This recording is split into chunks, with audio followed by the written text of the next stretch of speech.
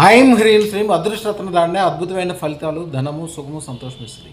ఎవరికైనా తిజోరీ నిండా, తిజోరీ అనగా లాకర్ లేదా డబ్బులు పెట్టుకునే ఇనప పెట్టి లోపలి భాగాల్లో ధనము, బంగారము పూర్తిగా నిండిపోతూ ఎక్కువ అవుతూ ఉండాలంటే ఏకైక మార్గం ఏంటంటే మీ తిజోరీలో నాలుగు వైపులా 4 గోడలు అంటే 3 వైపులు గోడ ఉంటుంది, ఎదురుగుండా తలుపు ఉంటుంది.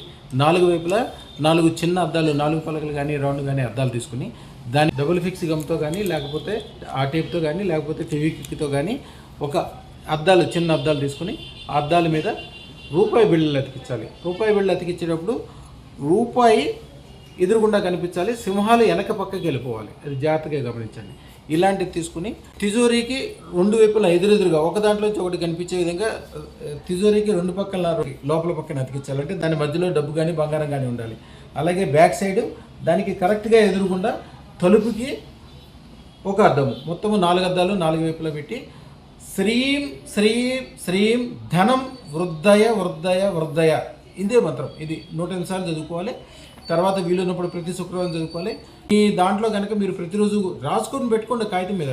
మీ దాంట్లో కనుక 10 లక్షలు ఉంటే వచ్చే సంవత్సరం మళ్ళీ ఇదే టైంకి దాంట్లో 40 లక్షలు లేకపోతే అడగండి.